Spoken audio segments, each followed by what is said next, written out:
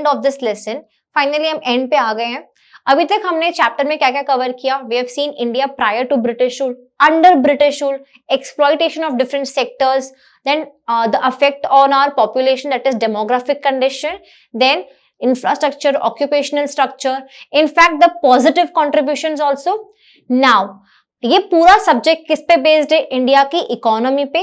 तो फाइनली अब हम देखने वाले हैं कि इंडिया का the state of Indian economy on the eve of independence. That means हमारी इंडियन इकोनॉमी की क्या स्टेट थी, what was the state on that particular moment जब हमको इंडिपेंडेंस मिला था. Starting with that, first of all तो ये ध्यान रखना है कि इंडियन इकोनॉमी को कॉलोनियल इकोनॉमी भी बोलते थे. Then semi feudal economy, stagnant economy of course because वो वहां पे स्टैग्नेंट हो गई थी, अटक गई थी उसकी प्रोग्रेस. बैकवर्ड इकोनॉमी जो था उससे भी हम पीछे आ गए थे. Depleted economy and then last one is imputed economy. सारे पॉइंट्स को गो थ्रू करेंगे one by one, starting with the first one which is colonial economy. Colonial economy क्यों बोलते हैं? India was a colony of British. British was the ruler country and India was a colony for them. In India, colonial exploitation is a long history spread over nearly 200 years, of course, because they have ruled us for that many years. British rule resulted in huge drain of wealth from India in order to facilitate the growing British industry with the supply of raw materials from India. That means क्या हुआ? British industries को raw material कहाँ से मिला? India से मिला. यहाँ से सप्लाई जाता था वहां पे, जिसकी वजह से वहां की इंडस्ट्रीज ने ग्रोथ लिया. They also encouraged commercialization of Indian agriculture to transform Indian economy into British colony. So this was their systematic approach because उन्होंने क्या किया? फार्मर्स को ग्रीड किया कि भाई आपको हम हायर प्राइस ऑफर करेंगे, आप कैश क्रॉप्स ग्रो करो. ठीक है, फाइनली हमारा क्रॉपिंग पैटर्न चेंज हुआ and we moved towards the commercialisation of agriculture. The impact of British colonial policy was deep on India even at the time of independence. That means what happened is that जब वो जो colonial policies बना के गए थे, ठीक है, उसका impact अभी भी independence के बाद में भी था. Now moving on to the second point which is semi-feudal economy. Now by the end of British period there were two aspects of the Indian economy. The first one was introduction of feudal system. End की बात कर रहे हैं. The land settlement system gave birth to feudal relationships. ठीक है, that is these landlords used to charge very high rate of lagaan and were very cruel to the cultivators. क्या बोला जा रहा है? गवर्नमेंट का कोई सिस्टम नहीं था, फ्यूडल रिलेशंस थे. ठीक है, वो अपने हिसाब से कुछ भी रेट लगाते थे, कुछ भी वो चार्ज करते थे, हाई रेट भी वो चार्ज करते थे. तो ये हमारे फ्यूडल सिस्टम कब आया था? Under British rule. नेक्स्ट क्या था? Introduction of capitalist system, that is establishment of modern industries led to the creation of two classes, that is capitalist and labours. जब इंडस्ट्रीज धीरे धीरे प्राइवेट सेक्टर की help से हमने एस्टैब्लिश की तो हमने क्या देखा? एक तो थे हमारे कैपिटलिस्ट जो इन्वेस्ट करते थे और दूसरे थे हमारे लेबरर्स. ये टू क्लासेस हमें मिली. So India inherited the features of both feudal and capitalist system in the Indian economy. That means ये दोनों चीजों के जो हमें देखने मिले, कहाँ पे? इंडियन इकोनॉमी में ये दोनों चीजें हमें देखने मिली.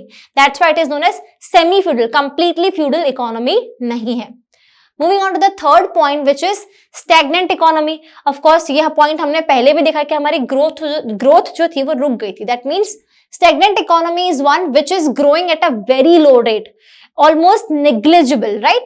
On the eve of independence, Indian economy was a stagnant economy as country's growth of aggregate real output. That means overall average जो था हमारा, ठीक है, जब during the first half of the 20th century was less than 2% and growth in per capita output was only 0.5%. ये हमने पहले भी किया था.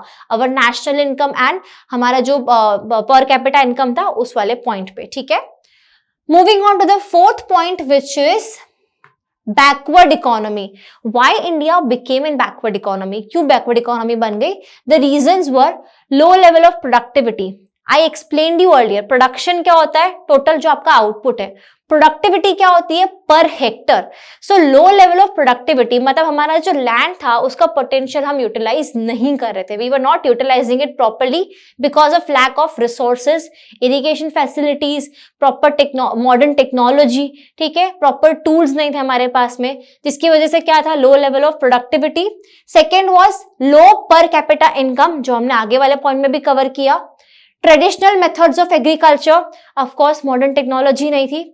High birth and death rate, which we covered in the demographic condition, and mass illiteracy, again a point from demographic condition। तो इन सब की वजह से इंडिया में क्या हुआ, बैकवर्ड इकोनॉमी का हमने फेस देखा, because people were not growing, even there mindset were not growing. Income की बात नहीं है, माइंडसेट्स भी ग्रो नहीं हो रहे थे। Moving on to the fifth point which is depleted और depreciated economy. Now first of all इसका मीनिंग क्या होता है, depleted economy refers to an economy where no arrangements have been made to replace the physical assets depreciated due to excessive use। That means ऐसे assets, machines, tools, कुछ भी हो सकता है, equipments जिनका excessive use हो गया, ठीक है, फिजिकल असेट्स है जिनका बहुत यूज हो चुका है पर उनको हमने रिप्लेस नहीं किया, we are still using the same thing, तो क्या होगा, वो ऑलरेडी डिप्रीशिएटेड है, खर्च हो गया वो पूरा असेट, तो उसमें से प्रोडक्शन उतनी नहीं हो पाएगी, उसकी हेल्प से उतना हम प्रोड्यूस नहीं कर पाएंगे। तो हमारी इकोनॉमी क्या हो गई थी ना, खर्च हो गई थी ऑलरेडी, ब्रिटिशर्स ने बहुत एक्सप्लॉइट किया, उन्होंने हमारा natural resource as well as हमारा ह्यूमन रिसोर्स भी एक्सप्लॉइट किया। इसके अलावा उन्होंने क्या किया, इंडिया के लोगों को वॉर के लिए भी यूज किया, ठीक है, as their army. Along with this Indian industries को भी यूज किया वॉर के लिए, ठीक है।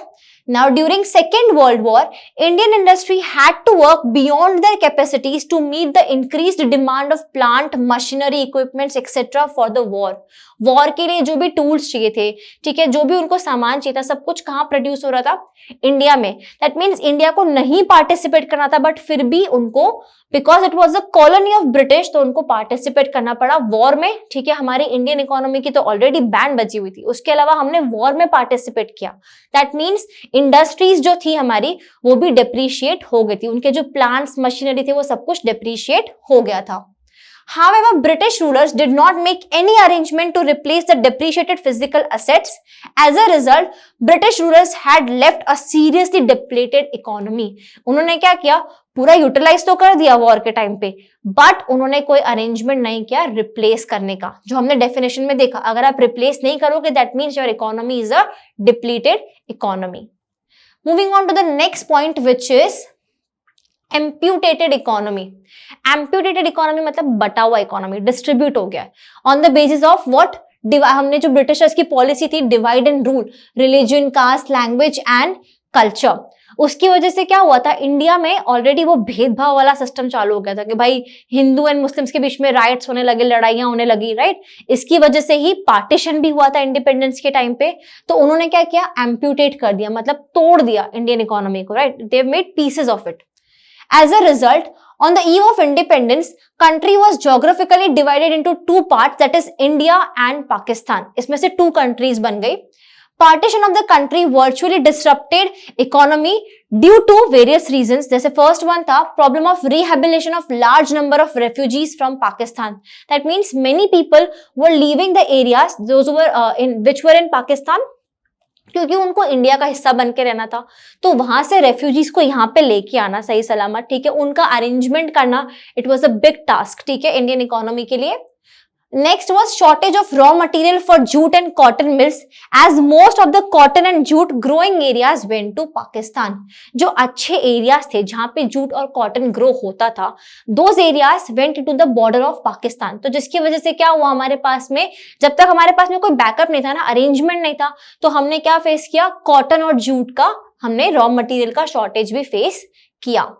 So these were the reasons, ठीक है, this is the state of Indian economy। जो हमने देखा क्या था, हमने देखा कि एम्प्यूटेड इकोनॉमी, डिप्लीटेड हो गई थी, सेमी फ्यूडल थी, कॉलोनियल थी, ठीक है। तो अलग अलग हमने स्टेट्स देखे कि हर एक तरीके से, हर एक एस्पेक्ट में इंडिया के इकोनॉमी का स्टेट क्या था।